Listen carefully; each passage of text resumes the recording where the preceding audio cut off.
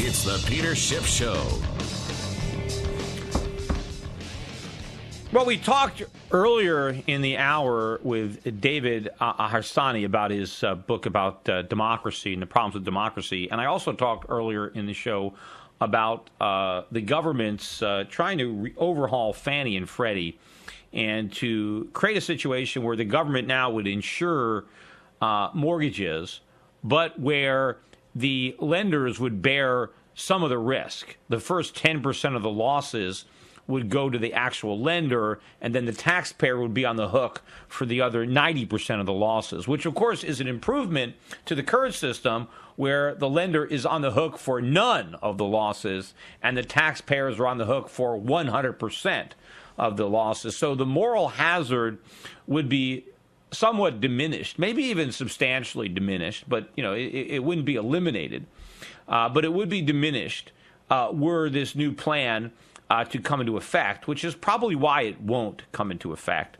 But I wanted to just talk a little bit about, why is the government even involved in guaranteeing mortgages? I mean, it's not just, for poor people. They guarantee, middle-class mortgages. I mean, they guarantee mortgages of what, $500,000, $600,000, $700,000. So, you could be buying a $700,000, $800,000 house, and the government's going to guarantee your mortgage. I mean, why? I mean, why should taxpayers? Of course, the average taxpayer can't even afford the average house. I mean, now most people now are renting. Why should they be taxed so somebody can buy a house they obviously can't afford, right? Because if you're buying a house and the only reason you can afford it is because the government guaranteed the mortgage, that means you can't afford it. Because that means the lender wouldn't loan you the money, because you don't really have the ability to pay the money back. It's only because the government is guaranteeing your loan that the lender is willing to supply the credit.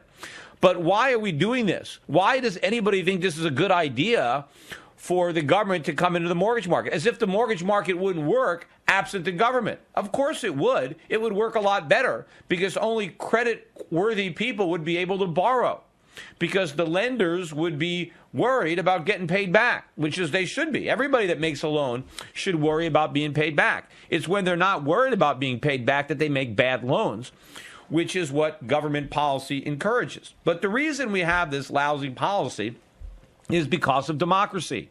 That's why it's there, because it sounds good, right? Most Americans want to buy a house. They might aspire to own a house. And if they're trying to own a house, they have to save their money so they can have a down payment and stuff like that. So it's not easy. You've got to work towards your goal, right? And so a politician comes out and says, hey, vote for me and I'll make it easier for you to buy a house. Oh, yeah? You're going to make it easier? Yeah, okay, I'll vote for you. I'm not going to need to save up a 20% down payment. I'm going to get a lower mortgage if I vote for you than if I vote for my opponent.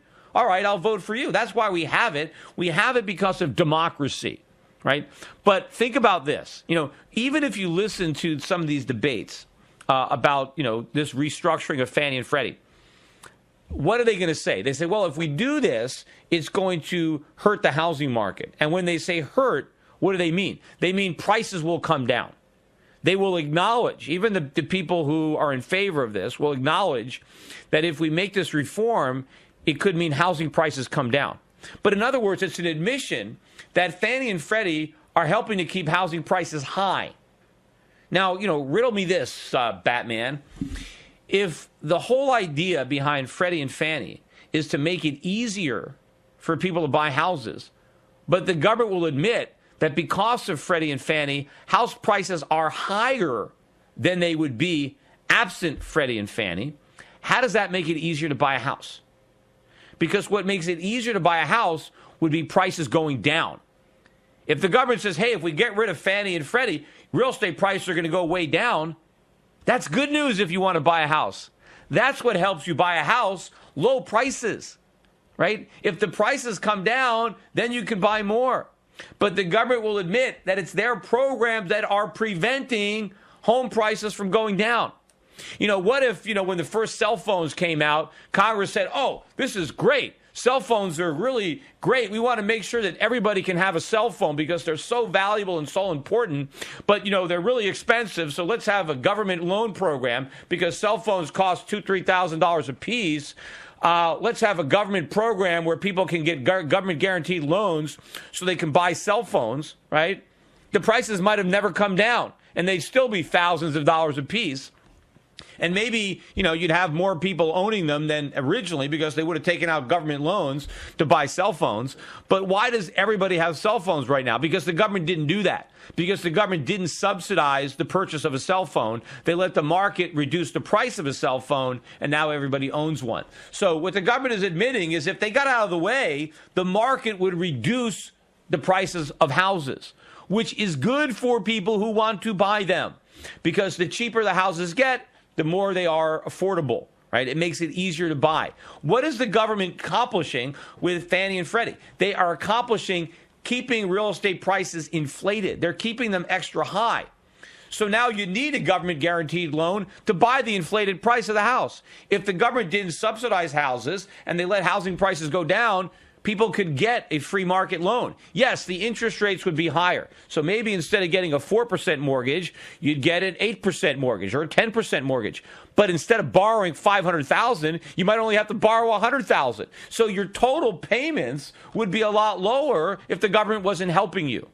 See, this is why people don't understand. This is why democracy is so dangerous, because people are voting for politicians who are promising to make it easier to buy a house.